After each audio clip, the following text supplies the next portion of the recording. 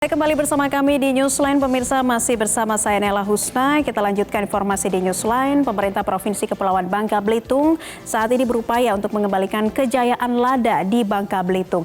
Terlebih pada masa pandemi COVID-19, petani lada Bangka Belitung juga menjadi masyarakat terdampak. Dalam upaya ini, pemerintah Provinsi Bangka Belitung membagikan bibit lada bersertifikasi yang juga menjadi bagian dari program 3 tahun terakhir pemerintahan Gubernur Erzaldi Rosman dan wakilnya Abdul Fattah.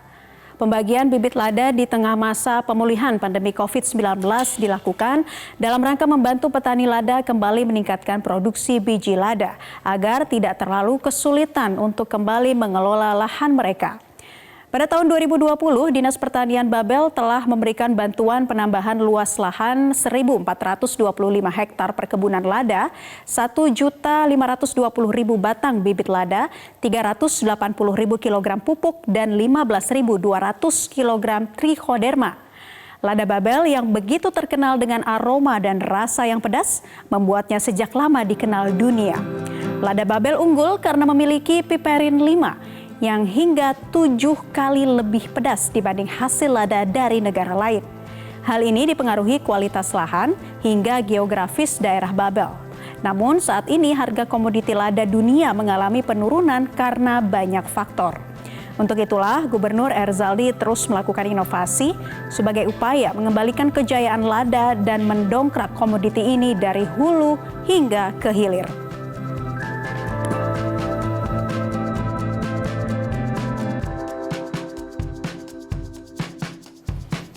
Dan pemirsa, untuk mengetahui lebih lanjut bagaimana kesiapan pemerintah Bangka Belitung terkait upaya mengembalikan kejayaan lada, telah tersambung bersama kami melalui sambungan Skype ada Gubernur Bangka Belitung Erzaldi Rosman. Selamat siang, Pak Erzaldi.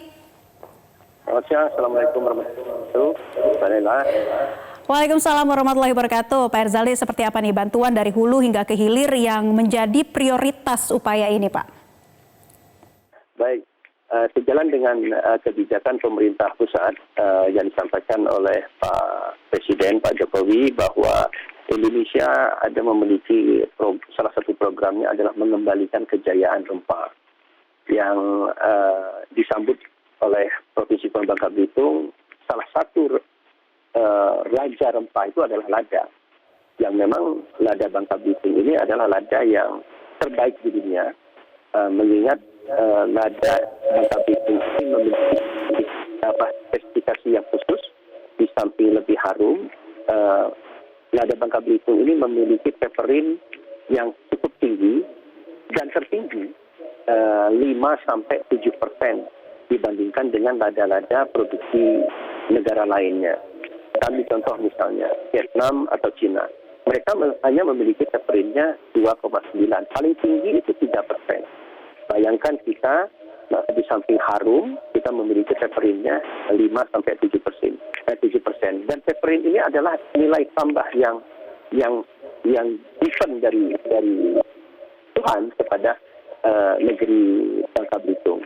Jadi bagaimanapun kita harus tetap berupaya memberikan bantuan dan kemudahan kepada para petani kita. Mengingat sampai sekarang harga daripada komoditi lada ini belum mengembirakan petani kita. Jadi harganya masih sangat rendah. Itu akibat daripada strategi yang selama ini mungkin keliru yang dilakukan oleh para pedagang kita.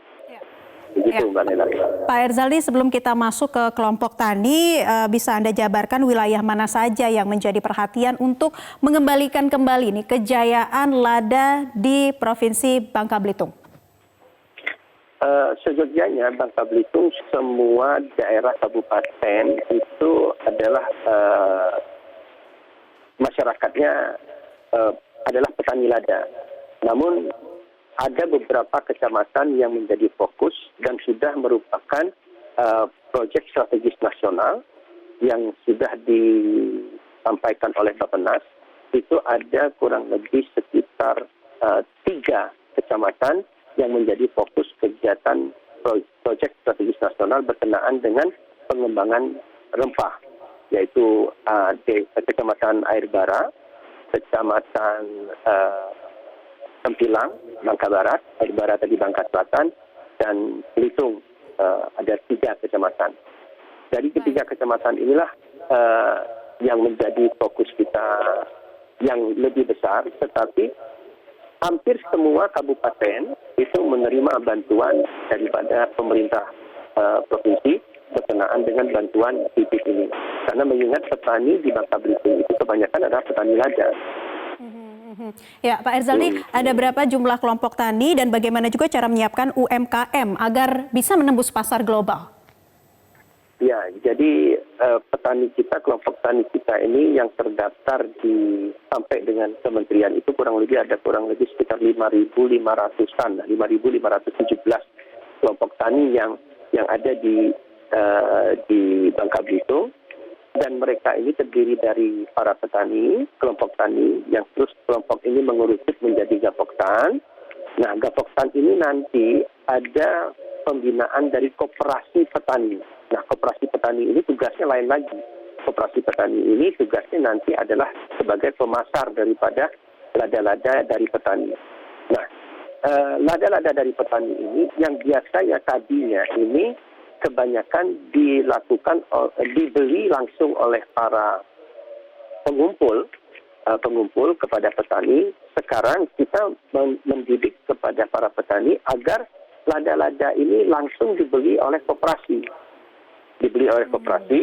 Sehingga koperasi inilah yang berhadapan langsung dengan para petani kita, yang nantinya ini sistem lada ini sudah kita masukkan ke dalam sistem perdagangan bursa lada. Jadi nanti petani ini melalui koperasi bisa menjualkan langsung ke bursa. Pemerintah membina mereka dari segi mutu yang mana mutu ini sudah disosialisasikan. Mutu ini terdiri dari beberapa kelas. Yang pertama adalah kelas premium, itu lebih dikenal dengan mentok white paper 1, terus kelas medium, mentok white paper 2, terus kelas rendah. Jadi sehingga harga itu sekarang sudah dipilah-pilah oleh para petani. Nah, kelas rendah ini nanti paper-nya tetap tidak berkurang.